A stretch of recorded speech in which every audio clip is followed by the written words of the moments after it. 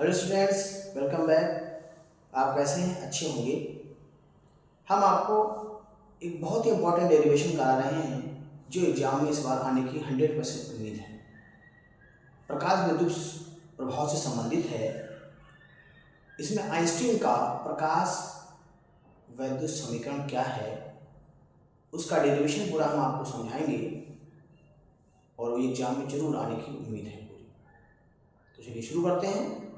प्रकाश विद्युत प्रभाव की समीकरण। आइंस्टीन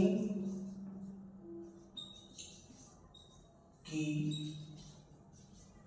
प्रकाश विद्युत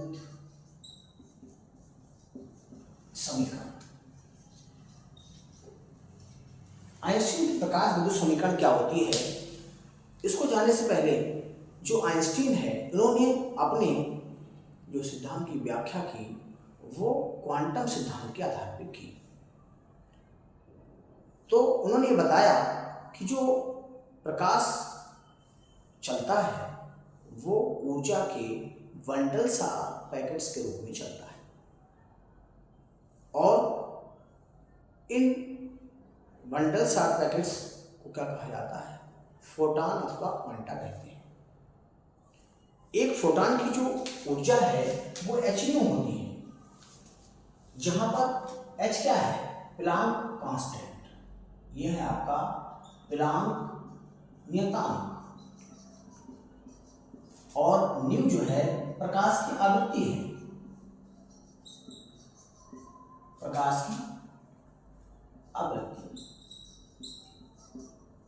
ठीक है। एक बार फिर समझ लें। आइंस्टीन ने प्रकाश विद्युत प्रभाव की जो व्याख्या की है उसके द्वारा क्वांटम सिद्धांत के आधार पर की। इन्होंने क्या बताया कि प्रकाश छोटे छोटे बंडल्स या पैकेट्स के रूप में चलता है जिन्हें हम फोटॉन अथवा क्वांटा कहते हैं। और एक फोटॉन की जो ऊर्जा है वो एच के बराबर होती है, जहां पर एच प्लांक कांस्टेंट और न्यू जो है प्रकाश की आवृत्ति है। अब जब ये फोटॉन किसी धातु के पृष्ठ पर गिरता है तो ये पूरी की पूरी अपनी ऊर्जा जो एच है वो किसी एक ही इलेक्ट्रॉन को दे देता है और अपना अस्तित्व खो देता है। कौन? फोटॉन। अब जो ऊर्जा इसको दी गई है इलेक्ट्रॉन को, वो इलेक्ट्रॉन क्या करता है? इसको दो रूप में यूज करता है।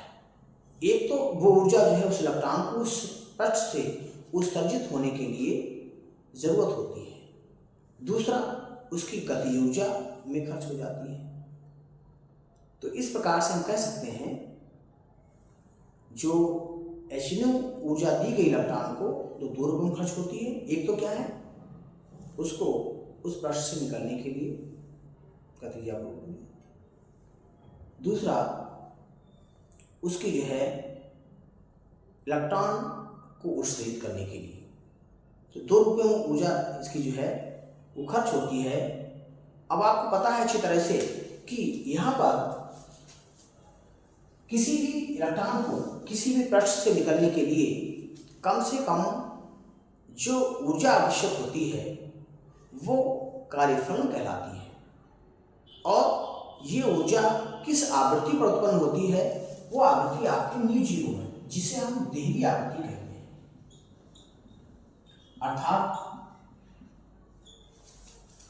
ऐसी कम से कम आवृत्ति पर जो है इलेक्ट्रॉन उत्सर्जित हो सकते हैं, इससे कम आवृत्ति पर इलेक्ट्रॉन उत्सर्जित नहीं हो सकते हैं।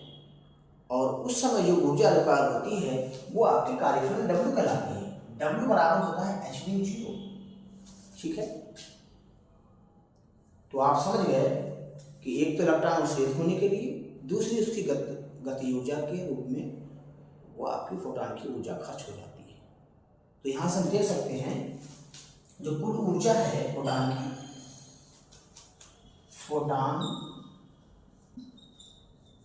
की ऊर्जा E बराबर क्या हो गया आपका? एक तो अधिकतम गति ऊर्जा के E के और साथ में कार्यफलन W, इन दोनों को तो खर्च होती है तो इसके योग के बराबर हो गई है। अब जो फोटॉन की ऊर्जा ई है वो एच न्यू के बराबर होती है, ये बात बता लगी पहले से हमें। और ई के ये अधिकतम गतिज ऊर्जा है, प्लस डब्ल्यू क्या है, एच न्यू जीरो के बराबर, तो ई की बराबर हो गया है H new minus H mu zero. मान लीजिए, माना उत्सर्जित इलेक्ट्रॉन का अधिकतम वेग Vmax है और उसका द्रव्यमान जो है वो m है, तो क्या होगा यहां से अधिकतम गतिज ऊर्जा E के बराबर हो जाएगा हाफ mv max स्क्वायर। आप जानते हैं गतिज ऊर्जा के बराबर हाफ mv स्क्वायर होता है, यहाँ पर हमने एक ही ले लिया, तो क्या करेंगे वैल्यू ध्यान दीजिए, तो 1/2 mv max स्क्वायर बराबर h का मान ले लीजिए न्यू माइनस न्यू जीरो। ये आपकी क्या है, आइंस्टीन की प्रकाश गति समीकरण, बहुत आसान है, देख लीजिए ध्यान से। इसको हम थोड़ा और भी आगे बढ़ा सकते हैं।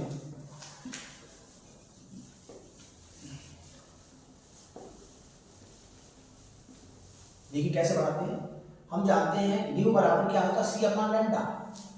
अगर फोटॉन की जो तरंग दैर्घ्य है वो लैम्डा है और सी प्रकाश की चाल है, ऐसे यहाँ पर न्यू जीरो बराबर कर सकते हैं सी अपॉन लैम्डा जीरो, ये देही तरंग दैर्घ्य कहलाती है आपकी। तो ये वैल्यू यहाँ रख दें तो क्या आएगा, half M V max square बराबर H C upon lambda minus C upon lambda zero, M V max square यहाँ हो जाएगा एस सी सी कॉमन ले लीजिए, तो 1/λ माइनस 1/λ जीरो।